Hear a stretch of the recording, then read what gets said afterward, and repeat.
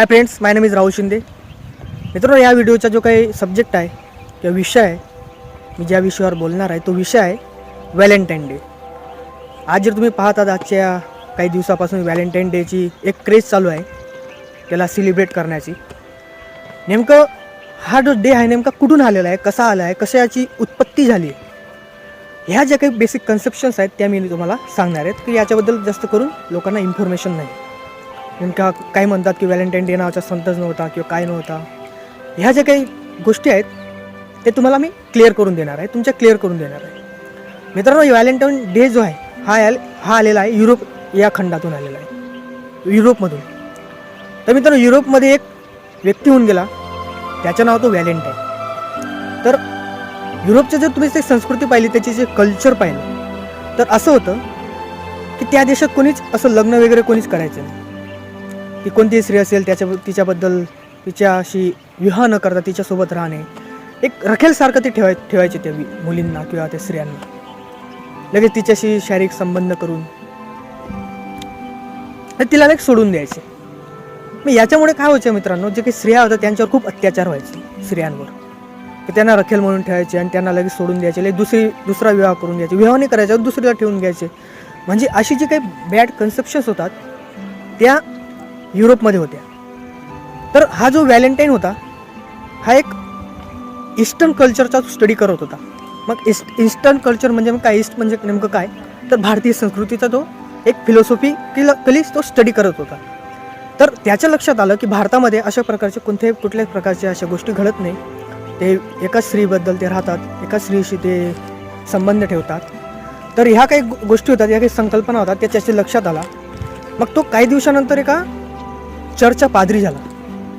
मग तो चर्चचा पादरी झाल्यानंतर तो काय करायचा, जे काही मुलं मुली असायचे तर त्यांचे लग्न लावून द्यायचे, त्यांना तो शपथ देऊन द्यायचा की तुम्हाला जीवनभर सोबत राहायचं आहे. कसं की तुम्हाला जीवनभर राहायचं. जे काही स्त्रियांवर अत्याचार व्हायचे, तिला रखेल म्हणून ठेवायचे, तिच्याशी शारीरिक संबंध करून तिला सोडून द्यायचे, ह्या ज्या काही सर्व काही गोष्टी होतात तर ह्याच्या लक्षात आल्या. आणि हा वेगवेगळ्या स्त्रियांच्या वेगवेगळ्या म्हणजे मुलं असतात ते अविवाहित, तर त्यांचे लग्न लावून द्यायच्या.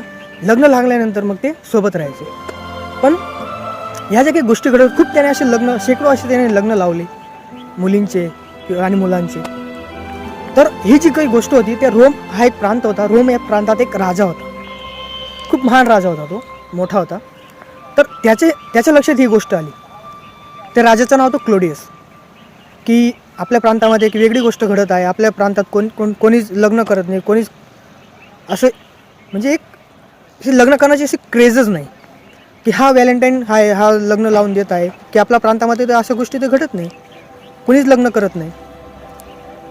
तर ह्या त्याच्या लक्षात आल्यानंतर त्याने व्हॅलेंटाईनला बोलवून घेतलं क्लोडियसने, की तू हे काय करत आहे, आपल्या प्रांतामध्ये कोणीच लग्न करत नाही, एक वेगळी संस्कृती आहे, तर आपली संस्कृती तू मोडत आहेस. ह्या काही गोष्टी होतात ते व्हॅलेंटाईनला त्यांनी सांगितलं. पण व्हॅलेंटाईनने ते काही त्यांचं मानलं नाही. तर त्यामुळे क्लोडियसने त्याला डायरेक्ट फाशीची सजा देऊन दिली. कशाची? फाशीची शिक्षा देऊन दिली. आणि तो दिवस होता 14 फेब्रुवारी इसवी सन 498. तर 14 फेब्रुवारी इसवी सन 498 पासून तर जो 14 फेब्रुवारी होता हा जो दिवस, या दिवशी त्याला फाशी दिली आली. तर ज्या मुलींचे त्याने लग्न लावून दिले होतं, तर त्या मुलांनी त्या मुलीने 14 फेब्रुवारी हा दिवस व्हॅलेंटाईन डे म्हणून साजरा करायला सुरुवात केली त्या मुलींनी. तर असं पुढे होत गेलं. तर खूप 1600 वर्षापूर्वीची ही एक इतिहास आहे मित्रांनो, 1600-1700 वर्षापूर्वीचा.